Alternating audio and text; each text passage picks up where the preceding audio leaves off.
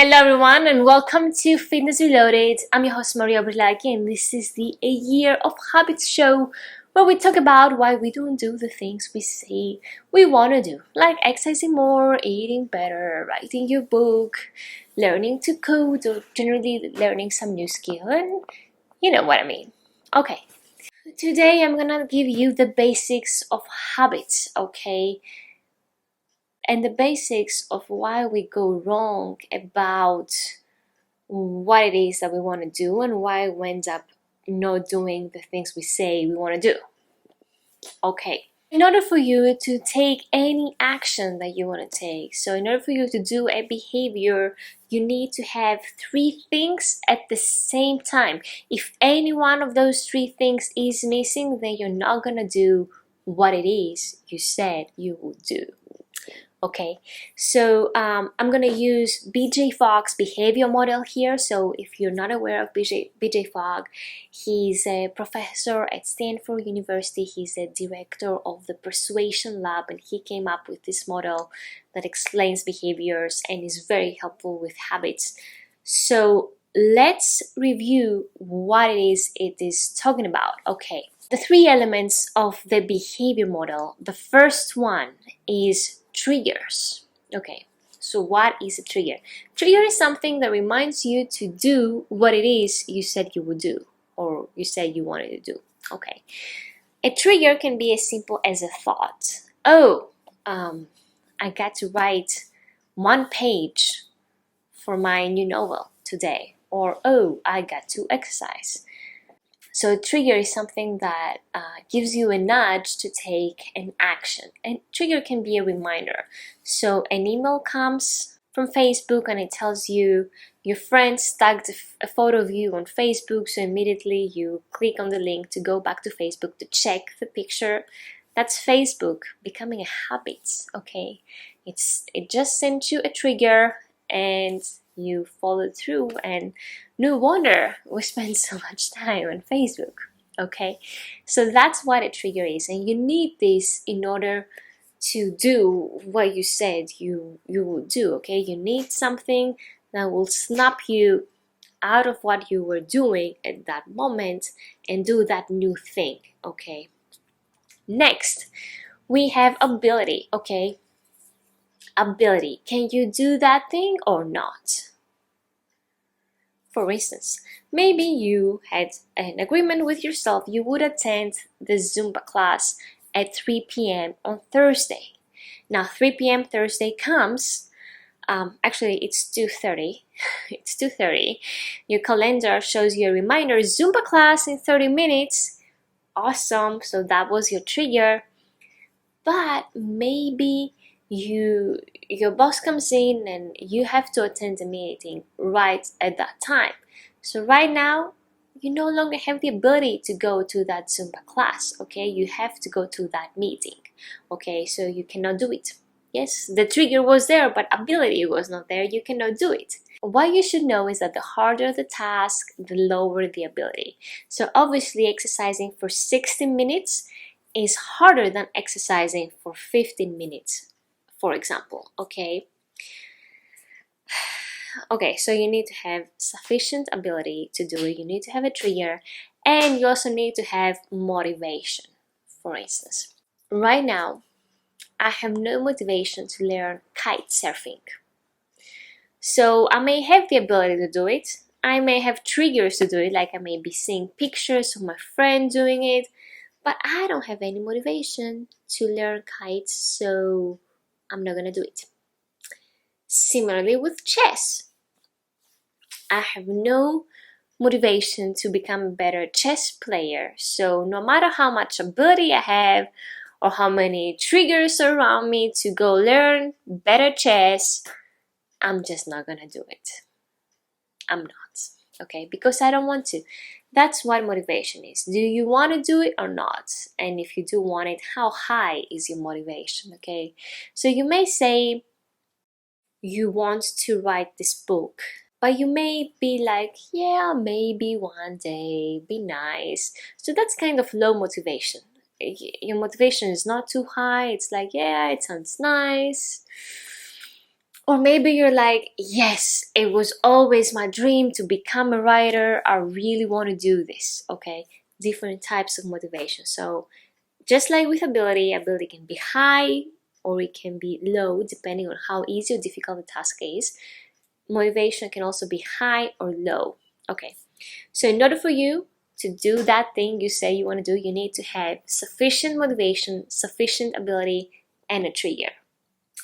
Now, setting the trigger aside, so if you remember to do it, if there's something that makes you do it, good.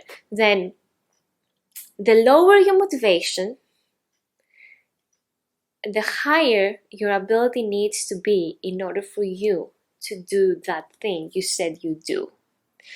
So let's say you want to write the book, but you're not like, yeah, I gotta do it. You're like, yes, I'd like to do it, but I also have other stuff to do, and I don't know, I just had a baby. I had a baby and I'm so busy, okay? So your ability is compromised because you just had a baby. You want to write the book, but your ability is compromised because of the baby. However, if you set a goal of, let's say, writing 1 sentence a day, you can do that, okay? So you have sufficient ability to write 1 sentence a day. Maybe you even have sufficient ability to write a paragraph a day, or maybe even a page, okay? But let's take a sentence a day. If you start out with a sentence a day, sooner or later you'll be writing a paragraph a day, sooner or later this will become a page a day, and so forth. That's how habits evolve. And it's important to understand how motivation and ability work together, okay? If you have high motivation, like really high motivation, like I gotta do this, there's no way I'm not gonna do it, even if your ability is not strong, so even if what you attempt to do is hard, you may succeed because your motivation is so high. Usually when we start out with something new, we're not aware of, we don't take into account ability and triggers, so we think it's all about motivation. So technically, if your motivation was maxed out, you would be exercising more, you would be eating better, you would be doing all of those things. But starting with motivation is not the right way to go, because motivation is something that comes from within, and you cannot exactly change it by threatening yourself or pushing yourself or talking to yourself about discipline and things like that. If you want motivation to really work well for you, it has to come from within. Like, it has to be something that you want to do and it comes out naturally. Like, you cannot force yourself to want something more than you want it. Okay? So don't start with motivation, because you may not need to do it. Like, if you switch your ability and if you change your triggers, make sure you have sufficient triggers to help you do what it is you want to do, you may not need to do anything with motivation and you will still achieve your goal. Okay, so let me give you an example with Exercise Bliss, where I help people make exercise a habit starting from 5 minutes a day. Like, at first when I started the program, I made sure that I sent quite a few emails to people to remind them to do the exercise that we're talking about in the program. And I was concerned because I thought, well, we get all those emails every day. Will I not overwhelm people by sending them more emails?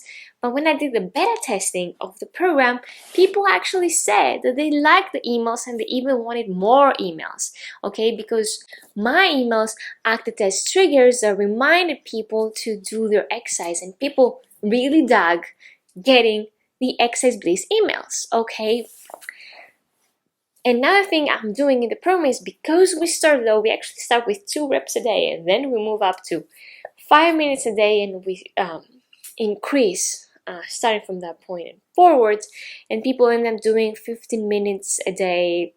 Many people end up doing 15 minutes a day in 2 months, and then they increase, they take it from there and they do more because they know how to build habits.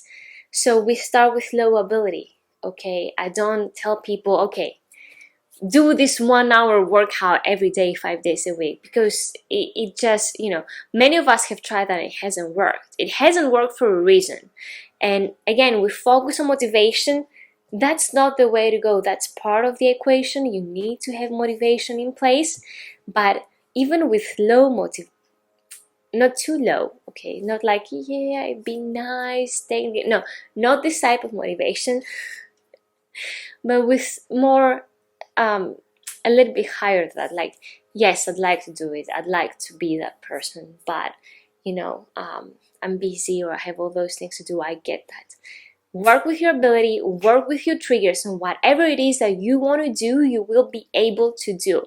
Whether that is exercising more, whether that is changing how you eat, whether that is learning a new skill, writing your book, writing an app, maybe for whatever it is, you will be able to do if you work with ability and triggers, okay?